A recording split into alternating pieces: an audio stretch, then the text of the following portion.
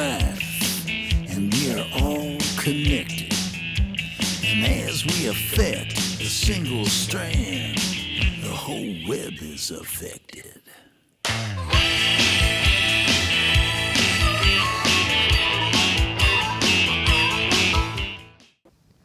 Hi, I'm Keith.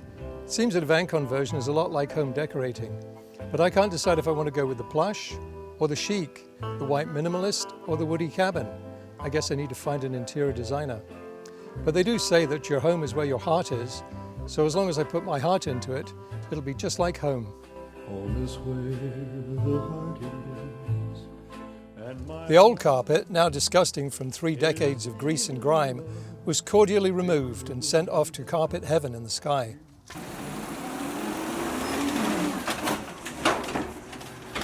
I replaced it with some nice new vinyl flooring, the same kind used in kitchens and bathrooms. In the 1960s, a company named Sportsmobile was converting VW vans into campers, installing beds, building in kitchens, and raising the roofs. Then in 1965, Germany put a tariff on imported chickens, cheap mass-produced chickens from the US that were undercutting the German farmers. But what does that have to do with VW vans, you may well ask? Well, in retaliation, the US put a tariff on cargo vans imported from Germany. They named it the chicken tax. This put the brakes on for Sportmobile. Then the German company Westphalia, contracted by Volkswagen, started making camper conversions of their own. Importing them to the US as RVs, Germany was able to avoid paying the chicken tax. And Sportmobile, they started converting Chevy and Ford vans. Unfortunately for American chickens, they went on to become the most abused creatures on the planet. But that's a whole other video. So subscribe to be sure not to miss it. But now I have to finish off fixing up this van. Now that's a great improvement. The original door trim goes back on and holds the edge down nicely. I'm replacing the interior paneling with this beautiful wood grain plywood. By using the old panel as a template, I cut the plywood to size. A couple of coats of varnish gives it a lovely shine. I installed some insulation and then screwed the panel into place with large-headed lath screws.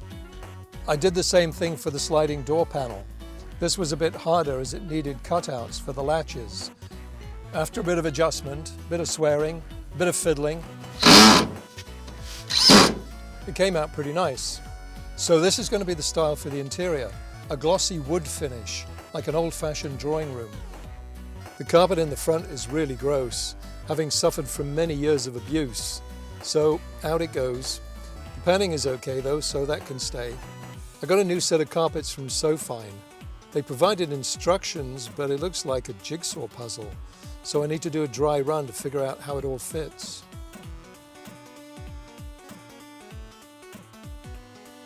They included a can of spray adhesive which goes on both surfaces, the metal and on the carpet, being careful not to breathe too much of the fumes, unless you like that kind of thing.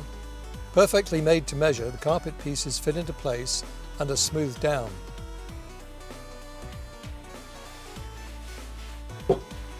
How nice is that? At last, it's beginning to feel livable. The seats are in surprisingly good condition. I had them steam cleaned and slid them back onto their runners. Keeping with the natural wood theme, I built a drawer under the seat for essential equipment. I also made a folding table and a jump seat with a sliding drawer for food and spares and stuff. It has a latch so it doesn't come open when I go around corners. And I made a small center box for a coffee mug and snack bars, all in easy reach when driving. Thanks to a posting on Samba.com, I found that I can turn the front seat around on its runners. This opens up the space so much. Plus my dog won't fall on the floor when I brake hard. I'm primarily a fair weather camper, and I decided I'd rather have the kitchen outside than inside. So I'm going to build it in the space behind the back seat. Be sure to watch the next video to see how I do that. Now to make the bed. I want it here so I can lay in bed and look out of the sliding door and watch the campfire or the sunset. As I watch the sunset, I'm aware that the sun isn't moving, I am. I'm sitting on the Earth's surface, spinning backwards at 1,000 miles an hour, riding on a giant rock in space that's rotating on its axis. And the Earth itself is hurtling through space in an enormous orbit of the Sun, traveling at a staggering 67,000 miles per hour.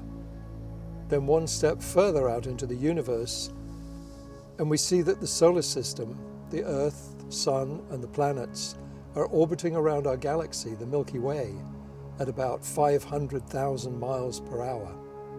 So look into the sky at night and be aware that the Milky Way itself is traveling through space at a speed of 600 miles per second towards the star constellation known as Leo.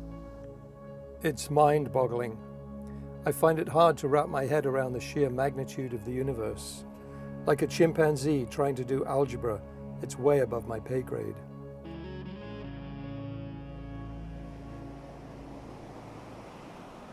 So I just allow myself to be in the moment, listen to the sound of the waves, the wind,